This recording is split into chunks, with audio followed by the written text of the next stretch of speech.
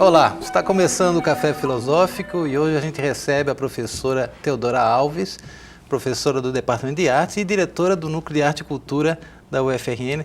Teodora, obrigado por ter vindo. Obrigada a você pela oportunidade. A ideia é conversar um pouco sobre política cultural e a formação pela arte, né? Só esse título, essa chamada já indica temas que estão na ordem do dia, né? O que é isso em política cultural e como é que é isso, a formação pela arte? Um pouquinho assim, de um modo geral, para a gente entrar em detalhes daqui a pouquinho. Certo. Então, Oscar, na verdade, assim, a nossa intenção é que nós possamos pensar, né, um pouco mais acerca da importância da política cultural na formação artística, né, considerando que o acesso à arte e à cultura é um direito constitucional, né, está previsto na Constituição Federal de 88 e também na Declaração Universal dos Direitos Humanos. Portanto, todos os cidadãos têm direito ao acesso à arte e à cultura, ao exercício, né, desse direito na sociedade. No caso da formação dos profissionais da arte, os professores, ou a arte presente desde a escola, né, do ensino básico, essa me parece que é uma discussão que nem sempre está muito presente, né? Uma coisa é uma formação, claro, com sua importância no que diz respeito aos conhecimentos técnicos da arte, né? Outra coisa é trazer conteúdos também, no sentido de se pensar, de se problematizar questões relativas aos direitos à cultura e à arte, não é? Então, por exemplo, quais diretrizes, quais metas, quais objetivos, quais ações, não é? Enfim, uma política nacional de cultura, por exemplo, ela estabelece para as pessoas, de um modo geral, não é? Então, é um pouco nesse sentido nosso diálogo. Essas políticas culturais também significaram a criação e a fundação de certos órgãos ligados ao governo, ao Estado, aos ministérios. E retomando desde a época de Vargas, onde houve realmente várias, acho que o IPHAN nasce ali, não com esse nome, mas já tem ali uma coisa, Isso, era secretaria? Uma secretaria, né, de Patrimônio Histórico e Cultural e posteriormente virou o IPHAN. De fato, historicamente, vem se constituindo, né, e se instituindo uma política de cultura no Brasil, ou algumas políticas de cultura no Brasil, né? Se a gente for um pouco mais atrás, já com a vinda da família real, né, Dom João VI, enfim, ali ele já chega e começa a criar, né, investir, enfim, algumas instituições, alguns equipamentos culturais, Museu Nacional de Arte, Escola de Belas Artes, enfim. E, claro, antes disso, existia outro tipo de política no que diz respeito à organização dos grupos, enfim, a gente não pode negar uma diversidade cultural e a existência da arte e da cultura anterior a isso. No entanto, no que diz respeito à institucionalização de uma política voltada para a arte e a cultura, as artes e a cultura no Brasil, né, esses governos, a partir daí e posteriormente na era Vargas, por exemplo, houve também um certo investimento nessa área cultural no Brasil, né? Você citou a criação aí do O que viria a ser o IPHAN? O IPHAN, exatamente, SPH, enfim, uma sigla mais ou menos assim, e a partir daí outros investimentos aconteceram, a criação de leis, por exemplo, a Lei Sarney, que já se discutia e já se previa o investimento na área da cultura através da dedução de impostos, né? E posteriormente essa lei virou a Lei Rouanet, que também é uma lei que ainda é vigente, no entanto, vem sofrendo algumas alterações, inclusive recentemente até a mídia mostrou algumas polêmicas em relação a essa lei. Você tem dados sobre isso, por exemplo?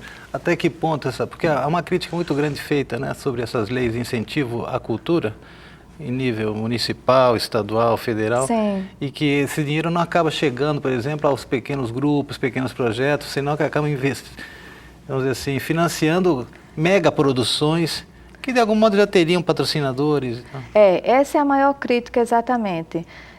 Se você for analisar algumas épocas, né, da vigência dessa lei, você percebe, por exemplo, no governo de Fernando Henrique Cardoso, existia ali uma afirmação, assim, uma visão muito voltada para a questão, inclusive, de privatização da cultura. Então, a cultura como um bom negócio. No entanto, os grandes investidores da cultura eram exatamente as grandes empresas e, no entanto, investindo em megaprojetos, né? Então, de fato, em algumas regiões do Brasil especificamente, né? Então, quase não se chegava investimentos para o Nordeste, para a região Norte muito menos.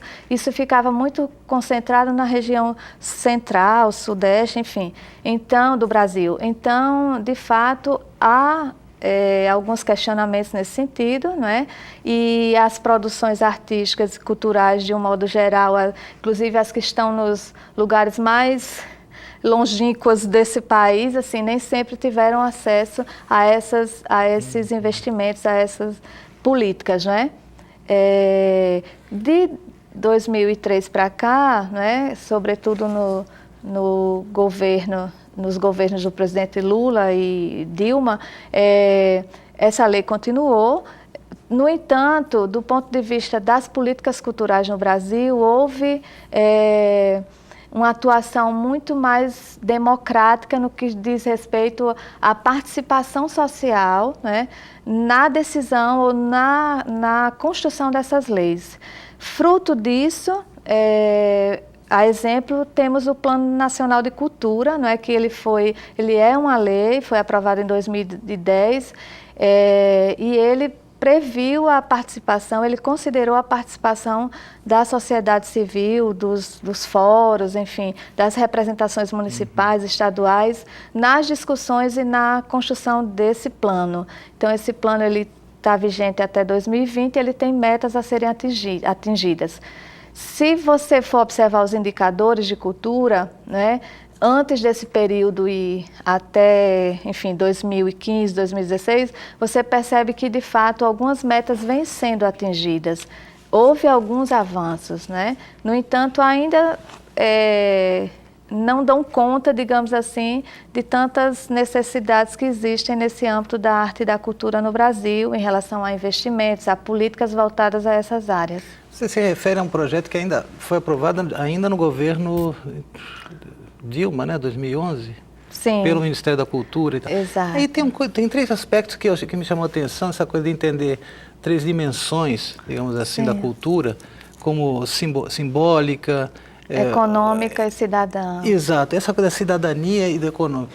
Essas dimensões da cultura. Então, quando você fala de cultura, arte e política, uma política para essas coisas, uma política cultural, você está realmente dizendo claramente que a arte e a cultura não é algo que brota espontaneamente, senão que exige uma disposição de Estado, uma política de Estado, uma política pública, para incentivar não só a criação, o surgimento, mas também, digamos, uma certa pedagogia do olhar, acostumar as pessoas a lidarem com arte um pouco, né? Exatamente.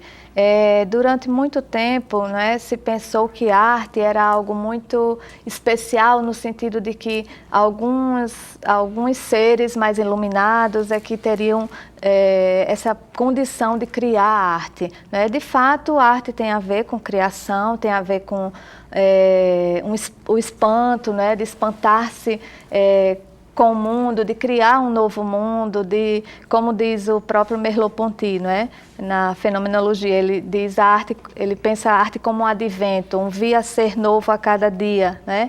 Você me tirou a pergunta, porque isso é uma coisa muito bonita do Merleau-Ponty, né? Esse conceito de arte. Isso é muito significativo, porque isso nos mostra, não é, o quanto de fato a arte ela ela tem um porquê, né? Na verdade, não seria exatamente justificando a importância da arte. A arte né? Ela está aí, todas as pessoas podem criar, devem ter acesso à arte. No entanto, isso não basta.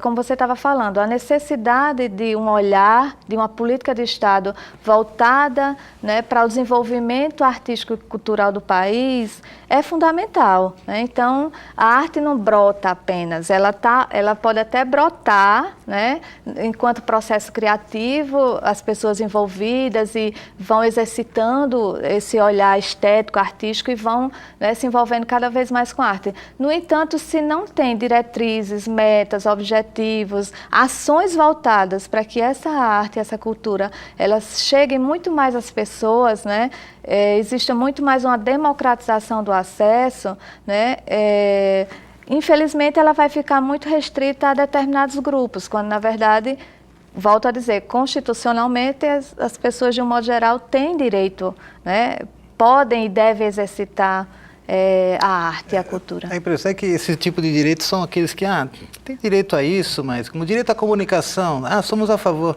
mas também vai sendo abandonado e tal. Minha pergunta é assim, diante do mundo em que vivemos, a arte possui um mercado, né? Sim. E como tal, ela mesma parece que cai numa certa indigência, uma pobreza ruim, que é de ser como uma mercadoria, né? Um produto que vai circular, suscitando interesses econômicos e tal. Esse aspecto que você colocava aqui, que é o que o Mink coloca como aspecto econômico, Sim.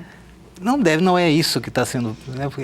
Essa preocupação econômica financeira é dos marchands, dos galeristas, que de algum modo acabam incensando um certo artista por interesses próprios, né? Sim. Então, de certo modo, você diz assim, bom, temos que democratizar, abrir acesso a jovens artistas, as pessoas saibam da arte ao menos, que saibam reconhecer a arte, que se deixem emocionar pela arte e tal. Então, é um outro tipo de arte, acho que é muito mais a concepção, eu volto a repetir, uma certa pedagogia, né? Sim. Que eu acho que é a história da arte como educação, né? Sem dúvida. Formação.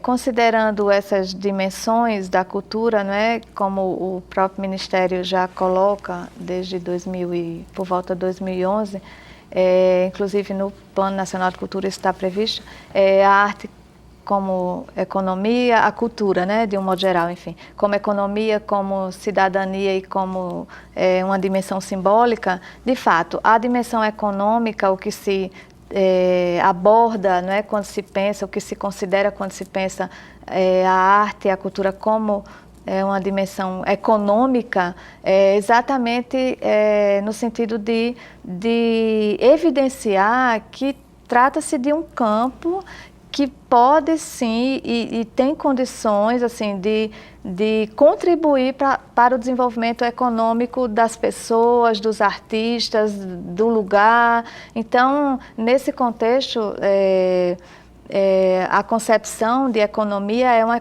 concepção de economia criativa, né? Então, do desenvolvimento das cadeias produtivas, dos artistas se sentirem muito mais capacitados e, de fato, serem capacitados, e aí entra também a questão da formação, né? De se sentirem muito mais empoderados, não pensarem apenas no contexto do mercado mais tradicional, um mercado de trabalho mais tradicional, mas um mercado onde essas pessoas possam circular com suas produções, né? Enfim, colocar à venda, por que não, enfim, como uma forma de sustentabilidade dessas produções. Uhum. Do ponto de vista simbólico, entra aí as questões relacionadas a todas as produções, aos bens simbólicos, né, as manifestações de arte e cultura historicamente constituídas.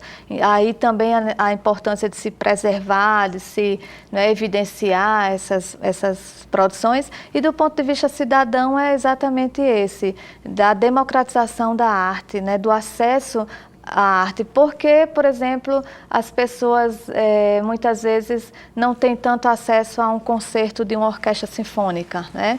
Porque historicamente se colocou que orquestra sinfônica é algo erudito. precisamos quebrar isso, né?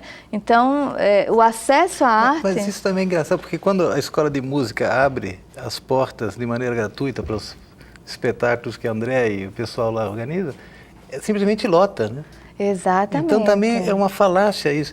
E uma coisa também que me preocupa aqui, que já foi aqui no café, algumas pessoas já falaram sobre isso, é, por exemplo, esse que vocês chamam de equipamento, na verdade, por exemplo, o Teatro Alberto Maranhão, que está fechado, Sim. o Sandoval Wanderlei, que também está quase que em ruínas.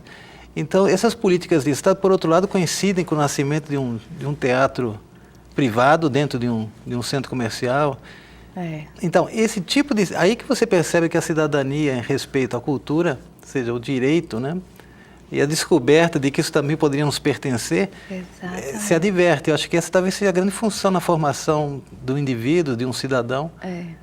Que ele tenha acesso a isso, né? Que ele saiba disso. E de saber e de ter a consciência, já desde pequeno, né? Por isso a importância da arte na escola também, de que uma vez que se fecha um teatro, se fecha o acesso também às pessoas a esse equipamento cultural. Está lhe tirando um direito que lhe é de direito constitucional, entendeu? Então, acho que é uma luta de todos, né? Essa coisa simbólica também, por exemplo, no caso desse teatro do Alecrim, houve um momento em que, não sei se você lembra, você é muito nova para isso, mas ele era uma referência, as pessoas trabalhavam no Alecrim e acabavam indo lá, né? Sim, eu assisti espetáculos. Pertencia à comunidade. Com certeza, e as pessoas do entorno, tanto que moravam no Alecrim, quanto de bairros circunvizinhos, a exemplo do bairro das Quintas e outros adjacentes, eu lembro perfeitamente das pessoas indo àquele teatro. Lembro dos artistas, inclusive professores nossos aqui da universidade atuando ali, né? Clotilde Tavares, Marcos Bulhões, enfim, e toda uma leva de artistas ali, pessoas que vinham, inclusive, de escolas, né, participando ali, quer dizer, é um equipamento cultural muito importante. Sim. E, por outro lado, também, quando você fala em certas expressões culturais, artísticas, que não tem, digamos assim, essa ressonância na mídia, sim, mas que tem muito a ver com o lugar, né? Você falou sobre isso, sobre o aspecto econômico até, porque, por exemplo, manter-se um pequeno grupo, sei lá, do Boi Pintadinho, sim, de Bolinha, o que seja. Mas também tem aspecto simbólico, né, de que as pessoas se mobilizam em torno daquele acontecimento, que é, por exemplo, o Passeio do Boi, por exemplo. Sim, sem dúvida. Essas manifestações da arte e da cultura, né, elas têm muitos sentidos e significados. As pessoas estão ali, aquilo faz parte da vida delas, da história delas, né, do pertencimento àquele lugar. E aí também eu penso que esse é um contexto, né, para a própria universidade pensar cada vez mais, né? A nossa, enfim, a universidade de um modo geral, ela foi construída em bases muito, como o próprio professor Boaventura dos Santos fala, né? Em bases muito homogêneas, hierárquicas, né? Muito focada no desenvolvimento e no pensamento científico, agora o tecnológico, mas o cultural, ele cada vez mais ele precisa estar presente, né? Então, por exemplo, por que os saberes de um mestre, por exemplo, lá do Boi Pintadinho, como você se referiu, por que ele não estar na universidade? Ele também precisa e pode estar na universidade, dialogando com os saberes acadêmicos, né? As pessoas que integram uma universidade, elas vêm de seus bairros, das suas localidades, elas trazem com elas as suas referências. Então, elas precisam também chegar num ambiente como esse e encontrá-las, né? Encontrar essas referências vividas em seus contextos e não encontrar um ambiente apartado daquela vida cotidiana dela. Nesse sentido, eu até elogio a nossa universidade, independente de estar no NAC, né, como diretora, mas a gente tem visto que nos últimos anos a universidade, a UFRN, ela tem investido muito em cultura. Na verdade, nas últimas décadas, a universidade vai completar em junho 60 anos e ela tem uma história cultural muito forte. A gente tem muitos registros dessa história, algumas delas estão sendo contadas.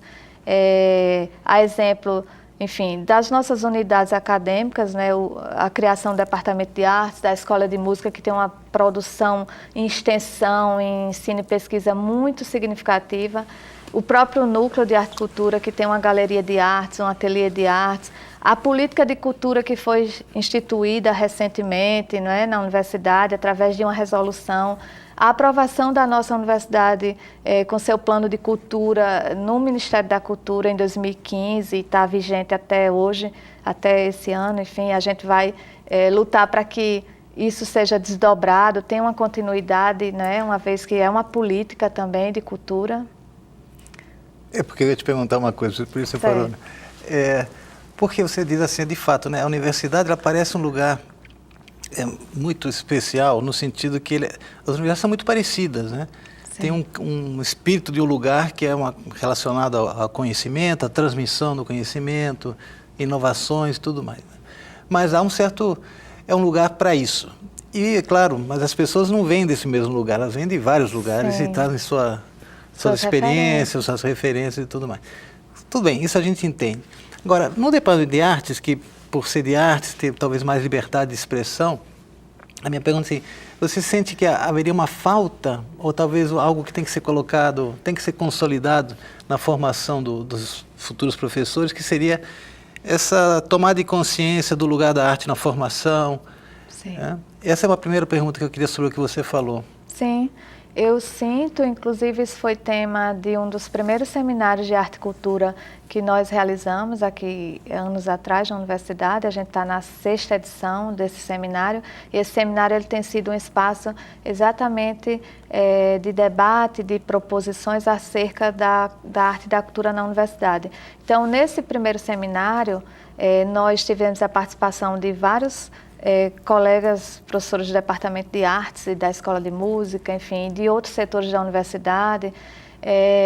E ali a gente já falava, né, havia uma discussão em torno da formação dos nossos futuros professores, né, uma vez que a gente tem alguns cursos de licenciatura em artes, né, exatamente da necessidade de se discutir, né, política cultural, políticas de editais, de incentivo à cultura, enfim, as políticas culturais de um modo geral, no ambiente formativo dos cursos de artes, né?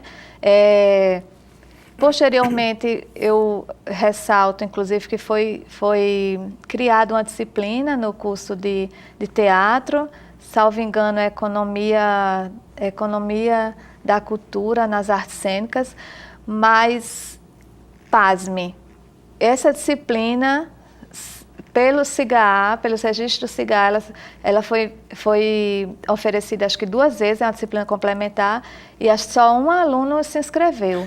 Ou seja, falta de fato uma discussão, né, maior e uma mobilização acerca dessas questões. É uma disciplina que tinha esse elemento sobre os objetivos, né? Sim, de se pensar, né, inclusive é uma disciplina que também, esse assunto aqui também tem nosso colega no Departamento de Artes, professor Sávio Araújo, que já foi entrevistado aqui também, ele também é um adepto dessas questões, assim, tem pesquisas também nessa área, então a luta é, de fato, trazer essas discussões também. Por outro lado, a gente pode pensar assim, não, a arte ela já questiona, ela já é transgressora, de fato, tem várias questões, né, que a arte já traz em sua própria natureza. Por outro lado, quando se fala na institucionalização das políticas de cultura e nesses documentos, né, nesses debates, inclusive em âmbito nacional, isso não tem chegado tanto. E claro, nesses seminários de arte e cultura, a gente tem, enquanto gestor, enquanto professores na universidade, nós temos trazido essas discussões. Mas também ainda é pouco o interesse dos alunos. É estranho isso, porque no fim, para mim é fundamental, porque talvez a arte e a filosofia sejam aquelas matérias, vamos dizer assim, que podem propiciar um espírito mais libertário, reflexivo, exato, crítico, né? Mais exato, tolerante, inclusive, diria, com as diferenças e tudo mais. E nesse sentido, acho assim, que por mais que a universidade seja esse lugar que você falava, que é um pouco impessoal, mas ela ao mesmo tempo, e talvez paradoxalmente, ela é um refúgio para artistas, para o teatro, para a filosofia, um certo refúgio, porque talvez em poucos lugares você possa exercer isso, né? Fazer acontecer, ter experiências. Sem dúvida. De fato, é um espaço onde você é encorajado, né, também eu acho que precisa ainda mais. Estímulos. Para você se colocar, se posicionar, mas acho que ainda é incipiente, no caso específico dessa discussão, nesse âmbito. Fica muito assim, arte discute arte do ponto de vista dos seus conteúdos, das técnicas e tal, política se discute política em outro âmbito, né? E eu acho que essas coisas, esses conhecimentos, eles precisam dialogar muito mais, assim. Claro, isso não é do nada, isso é fruto de um pensamento cartesiano, a gente sabe, das caixinhas de saberes, mas é importante falar sobre isso. Eu penso sobretudo nessas mudanças que vêm sendo feitas na educação básica, né? Exatamente. Como abrir mão, é algo que a gente tem que se posicionar mesmo. Se posicionar, lutar, exatamente. Teodora Alves, obrigado. Nosso tempo chegou ao fim. Obrigada a você, adorei estar aqui com você. Já sou fã do programa há algum tempo. Obrigado mesmo. Muito obrigada. Então tá. Então você já sabe que semana que vem tem mais. Até lá.